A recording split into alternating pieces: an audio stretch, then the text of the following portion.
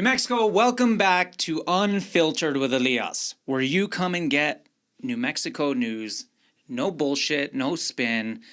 And today we're going to talk about a few things. Now, we're going to talk about the fentanyl crisis, right? And the almost 3 million pills that were released into our communities and released by Alex Ubaez and the Biden administration. Now, I've seen a few comments come out and they've all said, "Oh, you're looking at the wrong administration, buddy. You're looking at the Trump administration." No, you got that wrong. The AP and the Albuquerque Journal picked up this story, and this story is massive. It is exploding, right? We're seeing the governor comment on this. We're seeing our entire congressional delegation comment on this. And they're all acting surprised, right? Like, oh my God, New Mexico has a fentanyl crisis. Where have they been? Where have they been? Now the governor's calling for an investigation into the DEA agents that allowed these drugs to come into our communities. Look, guys, the agents on the ground didn't let the drugs come in. It was the people at the top. So my buddy, Johnny America, he did an interview with Alex Ubaez. Alex Ubaez was the top federal law enforcement officer in the state of New Mexico in the Biden administration, right? He always loves to say, until I got fired by the Trump administration. Look, guys, when a new administration comes in, all U.S. attorneys get replaced, all of them. It's been happening since time immemorial, since the beginning of the United States. Why would you want a U.S. attorney that is liberal if you're a conservative? You wouldn't, right? So when Joe Biden was elected, he let go of all of the U.S. attorneys that were under Trump. And then when Trump got elected, he let go of all the U.S. attorneys that were under Biden. That's the way it works. And you love to see Alex Ubaez because it scores him points, right? He says, I was fired by the Trump administration. Bro, you were replaced by the Trump administration. This has been happening for 100 years. Stop crying about it. Now, Johnny did this interview with him, and let me just say this. He looks like he's about to cry in this interview. I mean, his face is gloomy, he looks sad, and let's just jump into it, right?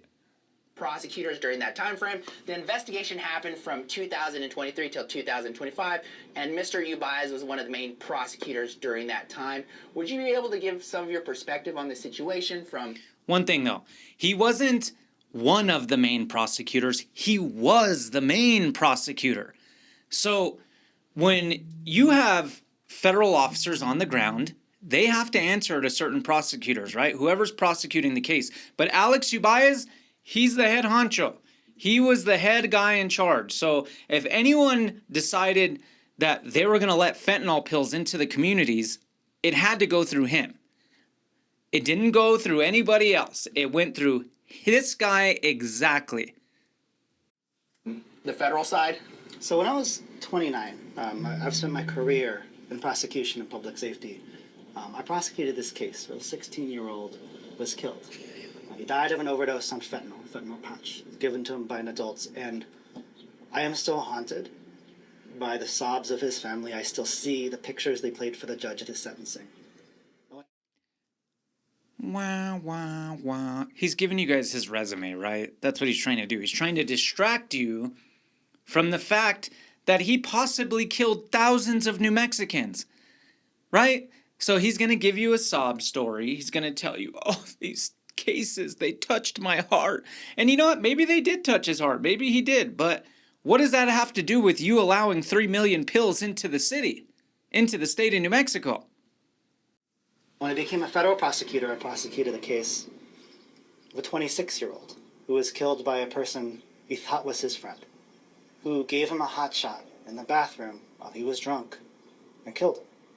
That family showed up to every hearing, and no matter what we did, we could never bring their son back. And so when I became the United States Attorney, I knew I needed to dedicate my job, my time, to saving lives, and that was it. Doesn't matter how many cases you stack or pills you seize. If you're not saving lives... What do you mean it doesn't matter how many pills you seize? What is he talking about? seriously? This whole case stems from the DEA allowing 3 million pills into our state. And now he's trying to say, doesn't matter how many pills you seize. Yeah, it does matter. Then you're failing the mission and you're failing the people of New Mexico. And he failed. What the numbers show, for the only time in the past 10 years in New Mexico, according to CDC data, that overdoses have fallen was during my tenure as United States Attorney, May of 22 to February of 25. There was a 24% reduction from about 1,067 to a little bit over 800. That's over 200 lives saved. Those lives matter. Why did overdoses drop when he was in office? Because it is true, overdoses did drop 24% when he was in office. But just think about it for a second, right? What were the cartels doing from 2021 to February of 2025? They basically had an open border, right? So they were maximizing their profits. They were sending in 100 to 150,000 pills at a time. So they were sending low potency fentanyl into the state of New Mexico because they were maximizing their profits, right? So every load, every delivery was hundreds of thousands of low potency fentanyl pills. That's why overdoses dropped. And then when Alex Ubaez left office and the Trump administration came in and shut down the border, what did the cartels do? They adapted, right? So in order to save their business model, they put more fentanyl in every single dose, and it shot the price of fentanyl up. Now, during Alex Ubaez's tenure as U.S. Attorney, we saw fentanyl prices drop all the way to 25 cents per pill. That's how flooded our state was with fentanyl. 25 cents a pill. That is insane. So when the Trump administration came in order to save their business, the cartel started putting up to 20% fentanyl in every single pill, which now the cost of fentanyl per pill went up. So we went all the way from 25 cents a pill to, I don't know how much it is now, but I know it's between the $5 to $10 range a pill. So that's exactly what happened. So they increased the potency and now they charge more per pill. Hence, we have more overdoses. You know, when a fentanyl addict is getting one pill and it has 1% fentanyl in it, well, then they take 10 of them every single day, right? And then when the cartel ships over high potency pills and they charge more money for each one, well, now this addict is used to taking 10 fentanyl pills every day, and he takes one and he ODs.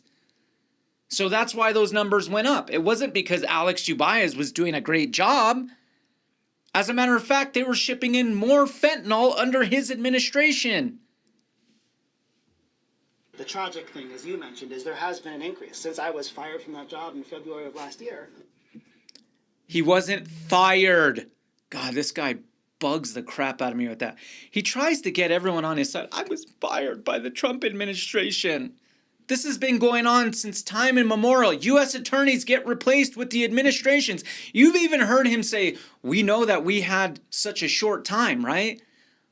We know we had to do this in 3 years. We had to try and execute my plan in 3 years because we knew. So he knew his job was going to end, but then he says he got fired? All of that hard work for 3 years that we did to drive down that overdose number was undone in a matter of months.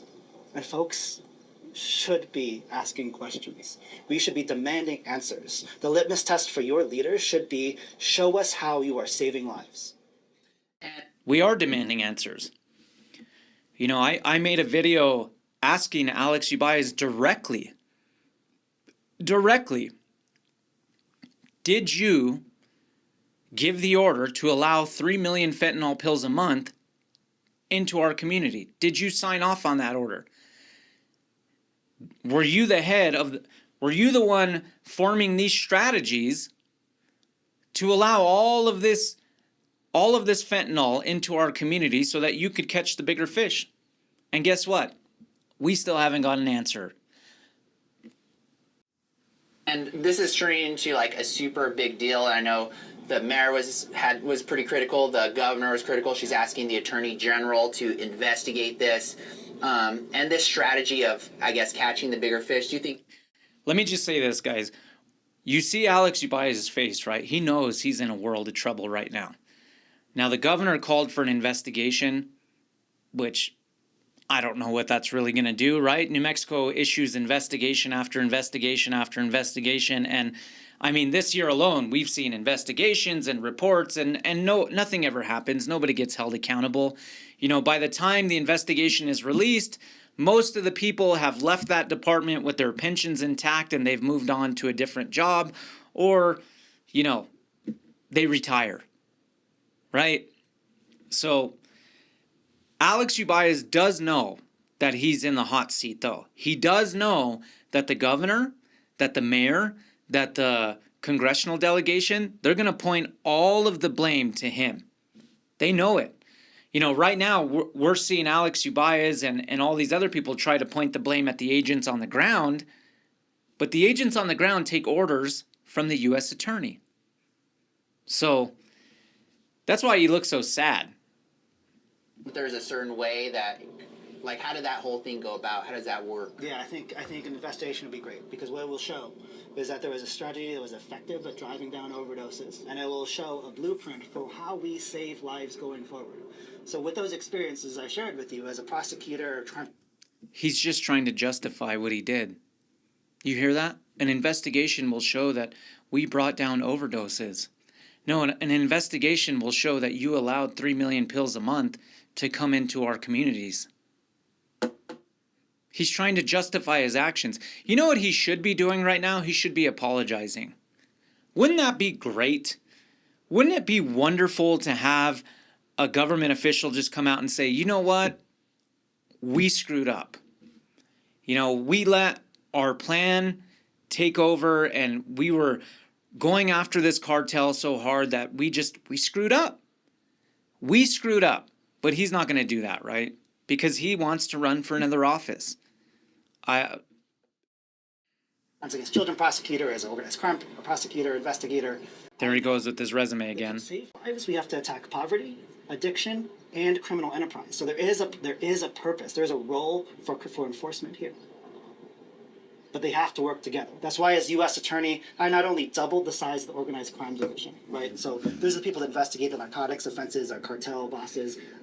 Those people were essential. And even though Congress didn't give us enough funding, even though we were suffering from the largest budgetary shortfall in the history of the Department of Justice, we doubled the resources in that group because it was that important. But we didn't just do that, right? Because enforcement's not enough on its own. We invested in diversion. We created the first federal reentry court. The DOJ gave $2 million to the city of Albuquerque to support alternative responses in the ACS. We got Narcan in Cibola County. Guys, New Mexico has turned into a case study, right? This is what happens when government incompetence meets ideological leadership. These people are socialists, right? They wanted the border open. They wanted illegal aliens coming into the country. This is all bad policy. And you know what? It's not just Alex Ubaez's fault. It's Michelle Lujan Grisham's fault. Mayor Keller, he created a sanctuary city policy, right? I mean, all of these cartel members, they come into our city, they come into our state, they get caught with 1,000 pills, they get arrested, they get released right back into the community to sell that poison to our kids. These are bad policies. Alex Ubaez never thought it would have been okay to release 3 million pills into our community if Mayor Keller wasn't letting people smoke fentanyl in the streets. It's bad policy. A lockup. These are all measures that save lives. And an investigation will show that these measures taken during the time that I was U.S. Attorney did so. What we really need to look at is what happened afterwards. Are you kidding me? We have to look at what happened afterwards. He's basically telling you, hey guys, don't look at me. Don't look at what I did. even though it was probably illegal. Don't look at me. Let's look at after February of 2025. I mean, he might as well just put a I'm guilty hat on. Look at what, can you believe that shit? What happened to these resources that were coming here and saved over 200 lives, 200 New Mexicans, 200 families, like 200, parents who don't have to go to a funeral for their kid? Why have our leaders? How many funerals did he create? That's a good question to ask, right? How many funerals is he responsible for because he let in 3 million fentanyl pills a month? This AP article said that these drug agents were witnessing 74,000 pills being dropped off at a mobile home park here in Albuquerque. 74,000. Several times. How many funerals do you think that those pills created? That's a question I think he needs the answer. He also needs the answer if he gave the order, right? That's what we all want to know, because this fentanyl crisis didn't just appear out of nowhere. The government has been pumping drugs into our communities for a long time, right? We saw it happen in the 80s in California when they were pumping cocaine into the inner city of Los Angeles so that they could fund a war in South America. I wonder what else is happening. Failed us.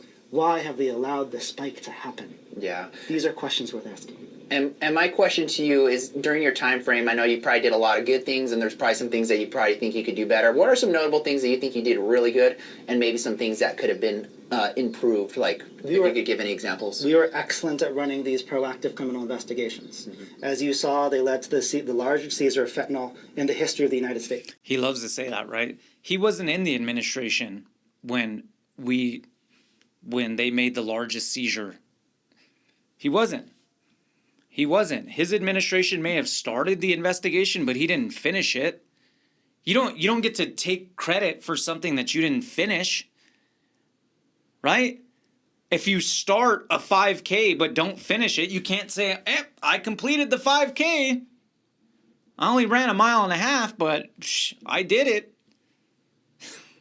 But that's the liberal ideology, right? Everyone gets a trophy.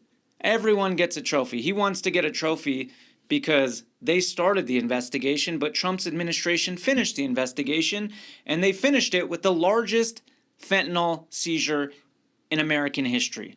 Alex Ubaez didn't finish that investigation. He's going to try and tell you that he did, so that everyone's going to say, oh, well, maybe he did do a great job. But look, my question is if you do something really good, right? You save one life, but then you kill 300 other people. Does saving that one life make it okay? I don't think so. I mean, how many Germans in World War II said, we're going to save one German life, but we're going to kill 6 million Jews? You think they were doing the right thing? That was massive. 3 million pills. That was an investigation we launched. So they seized, the largest fentanyl seizure was 3 million pills. He allowed 3 million pills a month to come into New Mexico. Administration. It was only possible because of that structure and the resources we gave to organized crime investigations, right? That's 1.5 million lethal doses off the streets. It was multiple states and firearms and a criminal network that have been poisoning our city for who knows how long. Yeah. And so that is a big win, and those are the things we should keep doing. Now, I wish I could have done more on the other side, right? But at the end of the day, it's the job of our mayors and our governors and our public officials and local leaders to invest the resources to address the demand side. Right? Prosecutors, law enforcement, we do supply side. Right? We can take pills off. We can take off leaders of criminal organizations, and that works. Mm-hmm. But we need people to work on the other side. And so what we're doing in the city, by rounding up homeless people, by not treating their addiction, but instead sending them to jail, this exacerbates the problem, it increases the trauma, and also it increases the demand.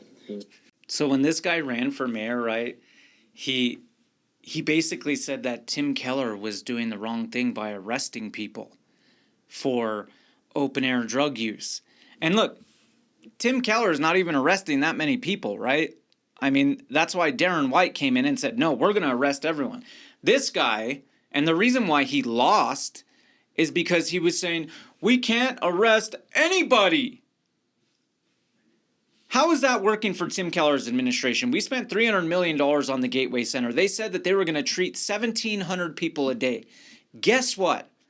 Drug addicts are not going to go to treatment unless they are forced. And you know how I know that? Because I was an addict. For 10 years, I was an addict. And I had to hit rock bottom. This whole, okay, they're going to come to us when they're ready. It's bullshit. You have to force these people into treatment. That's the whole reason why he lost the mayor's race. He was complaining about cleaning up the streets, about throwing these homeless people's trash away. I mean, how many times have you driven up Central and you see these homeless people pulling 15 carts right behind them? How many videos have you seen on Instagram where someone is driving one of those little electric scooters and they're pulling 4 carts behind them full of trash? The city has to come in and clean all that up.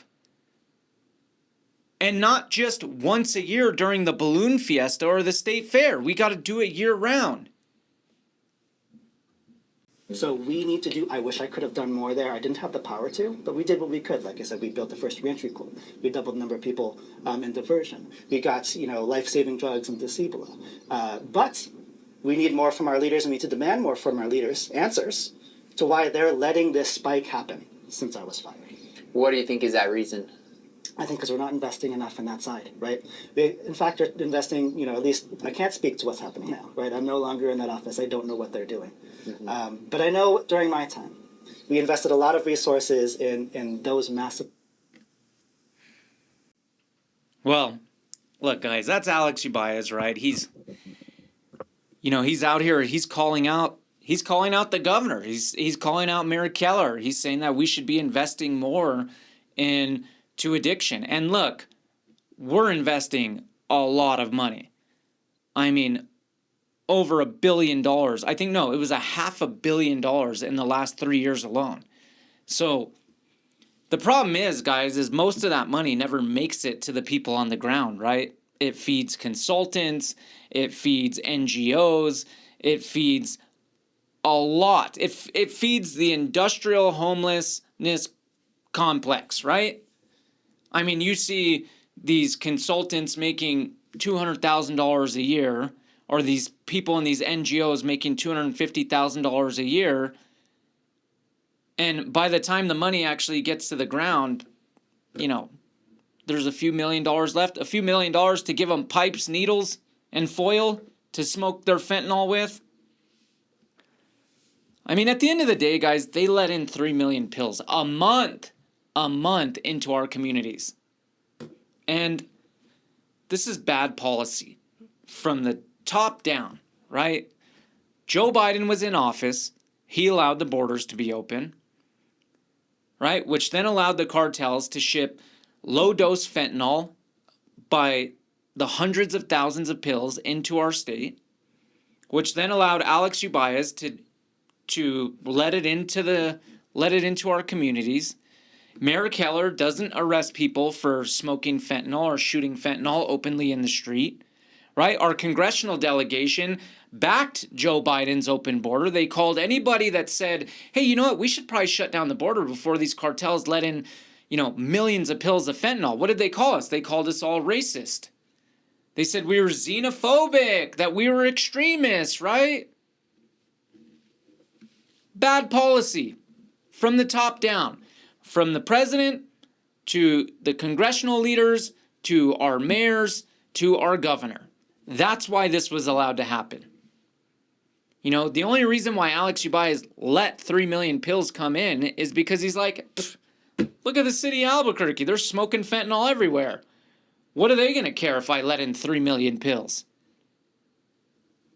He wanted a headline so desperately. He wanted that largest fentanyl bust on his resume so badly that he allowed all of this to come into our state. It's a terrible thing. The other thing I wanted to talk about, so, in Johnny's video, I was kind of scrolling through the comments, and look, we've got Representative Gabe Vasquez. He says, "This is unacceptable. That's why I've requested a direct briefing from the DEA because New Mexicans deserve answers. Johnny America, we should be talk about this." Gabe Vasquez for Congress, you should learn how to write a simple sentence. First of all, check your grammar, buddy. We should be talk about this. Let me just show you some of the responses to Gabe Vasquez's comment. Now, Phil Rath 505 said, "Gabe for Congress, yet another liberal politician claiming they will do something. Wake up, you're part of the problem." Ken Bustaball told Gabe for Congress, "Yet another liberal..." Oh, wait, hold on. "LOL, you wanted to defund the police, fool." And the last, or nope, that's not even the last one. Another one says, "Shut up, nobody asked you, Gabe." Another one says, you're just going to find a way to blame Trump for this one."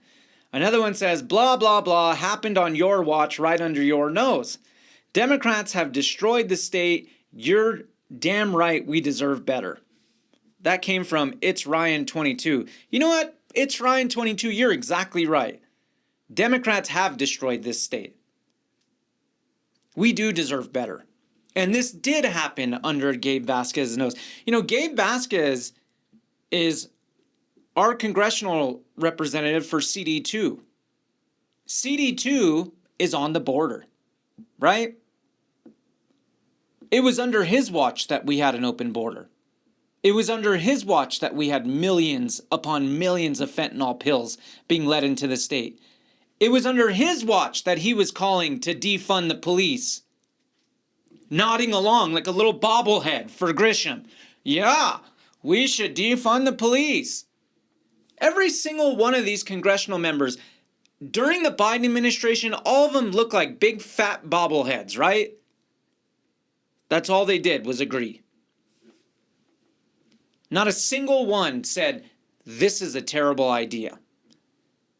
Leaving that border open is a terrible idea." Not a single one of them. And now they want to act all surprised? They want to act surprised that all these drugs made it into our state? Hello? We've been screaming this for the last 5 years. Gabe Vasquez is probably one of the worst congressional representatives we've ever had in this state. And his district goes all the way up to the South Valley here in Albuquerque, all the way down to the border. Covers the southeastern part of the state. And most of that district is Republican. Most of it. That district voted for Trump. How Gabe Vasquez won? He won by 1,300 votes. 1,300 votes.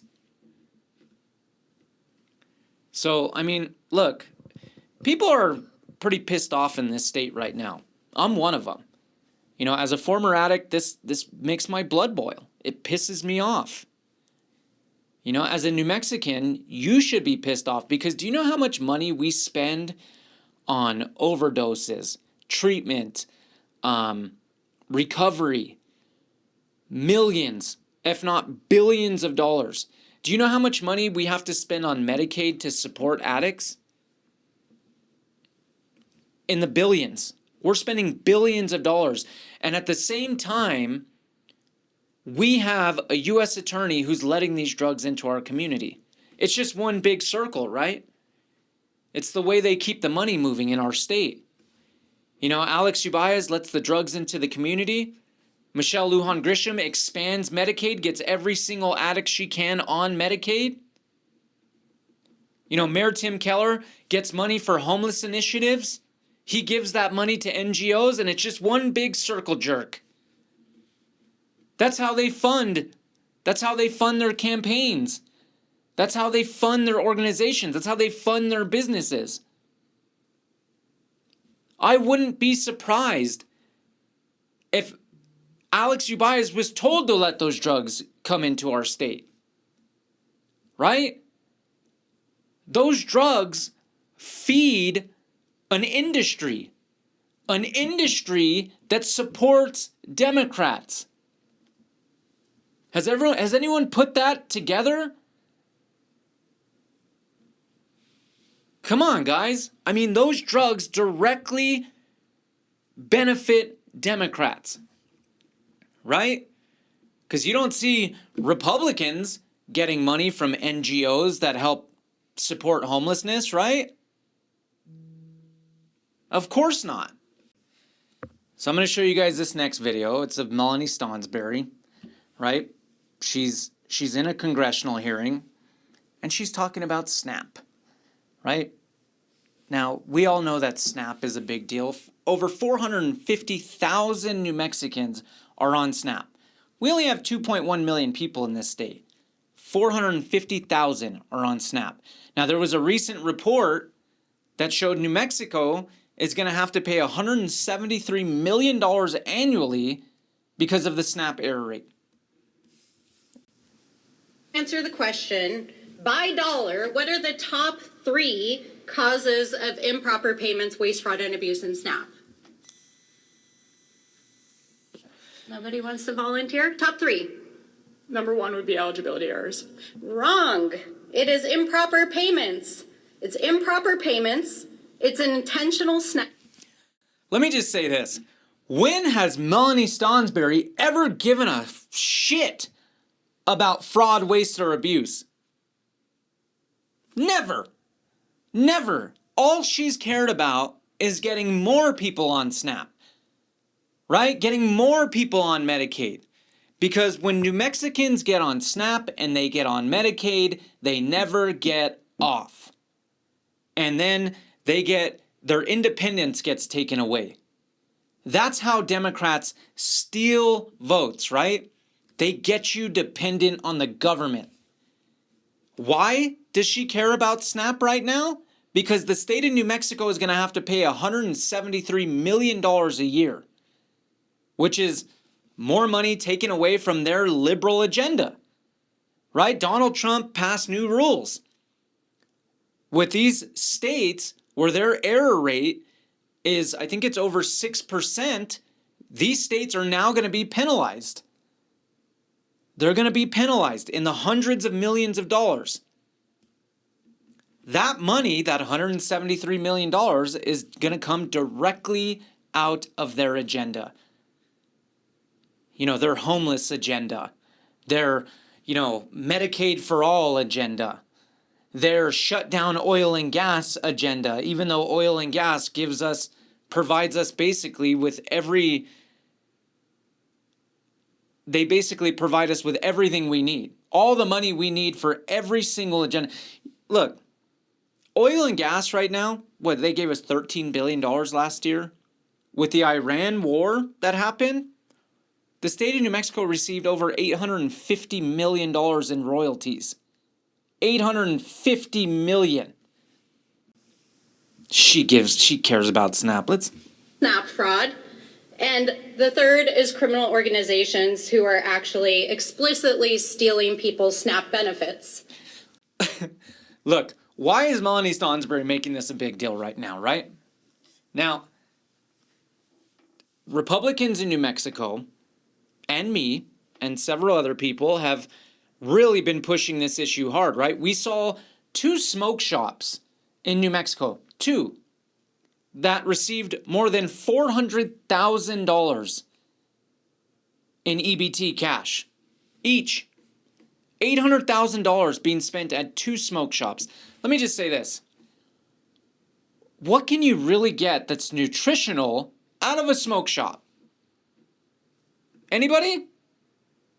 I don't know, maybe a candy bar, a soda? Is that really helping somebody? That is what is the top 3 causes of SNAP fraud. and the loss of federal taxpayer dollars. It's actual criminal organizations. Does anyone on the panel know what the penalties are for committing SNAP fraud? Raise your hand. Anyone know? Yep, please, Ms. Royale. There are different penalties. An individual who is found guilty of committing SNAP fraud is subject to criminal prosecution, incarceration, fines, and restitution. Yep, so it's Somebody who is found guilty of an intentional program violation is subject to disqualification, either 12 months, 24 months, permanent, or a 10-year, other special disqualification penalties. excellent, yes. And in fact, in some cases with extreme fraud can be up to $250,000 and 20 years in prison. Oh, well, let's talk about that. How many people in New Mexico have gone to prison for SNAP fraud? Melanie? If I was these people on these panel, I'd say, how many people have gone to prison for SNAP fraud in your state, Ms. Stonsberry? None. Do you know what our what our fraud error rate is here in New Mexico? 0.04%. 0.04%. Now, that's not because there is no fraud. That's because we don't investigate it. The state of New Mexico does not investigate fraud. And I know people say, well, that's federal. That's federal, right? No, the state of New Mexico issues the funds. We're the ones that make these people eligible. We say they apply through the state of New Mexico. We say, okay, you're eligible. We issue the funds. The state gets back the money from the federal government. It absolutely has everything to do with the state. The state has to be investigating this. And we're not. We don't investigate SNAP fraud, just like we don't investigate Medicaid fraud. All right, who can answer about what the average individual receives per month in SNAP benefits? Ms. Platanino. For a household too, it's less than $320 a month. And about per person, what would you say? It's about $200. Yeah, so it depends on the household and the beneficiaries, but when you average it out, according to the USDA, it comes out to between about $174 $6 a day. $77 per person per month. And so when you break that down, that's about $6 a day, right? $6 a day. Can any... What are SNAP benefits supposed to be for, right? Is it supposed to be a plan? Are you supposed to be on SNAP benefits the rest of your life? Is it supposed to be a hand up? That's all it is. When we issue out SNAP benefits as a country, we're not telling you, hey, you need to feed your family every single meal off of SNAP. No, it's you need to use these benefits in concert with a job, right? And because in the United States, most people, they start off at a very low position, right? And they work their way up. They work their way up. They work their way up. That's how it's been since time immemorial. We all started off at the very bottom of the totem pole, and then we work our way up. Now, Democrats say you should be able to feed your family 100% on SNAP benefits. It's a plan, it's a lifestyle. No, it is not. SNAP benefits are not a lifestyle choice. Medicaid is not a lifestyle choice. It's a hand up. You are not supposed to be on it for 20 years, 30 years. You know, the Legislative Finance Committee here in New Mexico released a report that said over 32,000 New Mexicans have been on SNAP for more than 10 years. Because Democrats like Melanie Stonsberry make it okay. These people lose their independence, right? They don't want a job. They don't want to work. Melanie Stonsberry wants to give them universal basic income, right? UBI. The city of Albuquerque's already doing it, so now we want to give them a $1,000 check every month in concert with SNAP benefits so that they don't ever have to work. So that they just sit there and they're just a voter. And every 2 years, they go vote because they're scared to lose those benefits. We are raising generations of weak, lazy Americans who are dependent on the government. This is how they push their socialist agenda. No, you shouldn't have to work. No, the government should be taking care of you. SNAP is not a lifestyle choice. Yes, it is $6 a day. But you should be able to use that with your paycheck.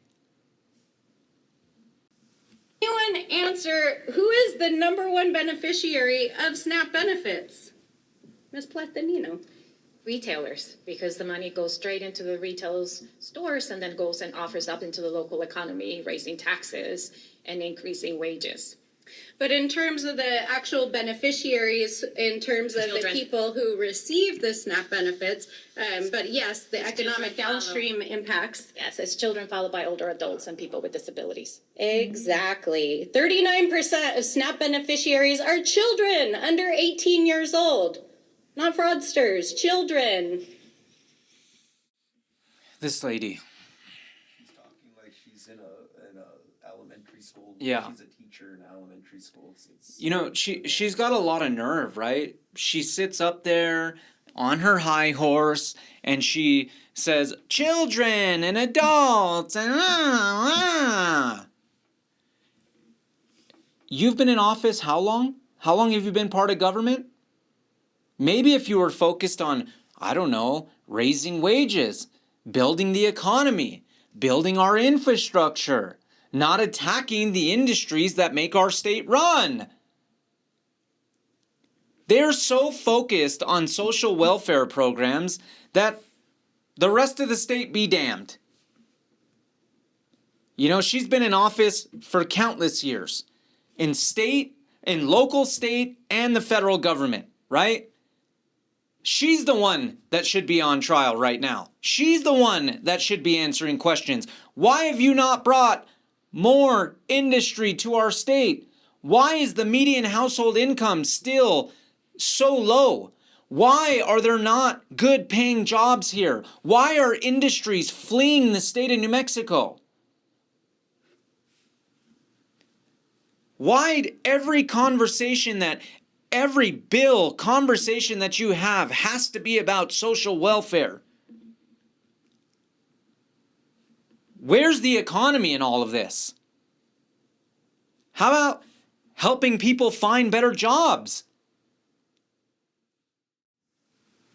10% people living with disabilities, 20% older adults over 60. The vast majority of SNAP recipients are not committing fraud. They are children, they are people living with disabilities, and they are seniors. Look, we have a social responsibility to take care of our seniors, right? We do. But these families that have been on SNAP for 10 years, 15 years, 20 years, why are they not trying to make their lives better? That's my question, right? And look, I wasn't born with a silver spoon. As a matter of fact, I've probably hit every peak and valley you can think of. I've had to rebuild my life so many times, but every time I rebuild it, I put on my boots, I get up, I go to work, I work 60 hours a week, I do what I have to do. You know, I've had to get SNAP benefits before. But you know what? I didn't live on them forever, and I didn't treat them like a lifestyle. These people are building a culture where nobody is accountable and everybody is dependent. Why is she not being asked these questions? It is your job to make the state of New Mexico better. That's what we elected these people to do. It is a program that was created to help people who are struggling. It's to help grandparents who are taking care of children. She just said it herself. It's a program that was created to help people struggling, not replace their entire income, Miss Stonsberry. Why do they act like they don't understand that? It's for people that are struggling. It's a hand up until you build up your life. It's to help take care of kids who are in the foster care system. It's there so that when a mom goes through a divorce and she loses her job and is having a hard time, she can take care of her kids. That's what the SNAP program exists for. It is a bridge. It doesn't even cover the cost. I would like to know, can any single person on this panel feed your family for $174 a month? Again, right? She's saying $174 a month. That's for one individual. That's for one individual. And look, I'm sorry. She's got this all twisted, right? I've talked to some of the cashiers at Smith's and Albertsons and Walmart, and they say that some of these people come in with their SNAP benefits, and it gets printed out on the receipt, the balance, and they have $15,000 in their SNAP balance. $10,000. I have a cousin who is a cashier at a local grocer. She said that a woman came in with a $15,000 balance on her SNAP card. $15,000. I don't know. Can you feed your family on $15,000? I know I could feed mine. Jacob, can you feed your family on $15,000? Yeah. Bullshit. I call bullshit on everything this lady spews.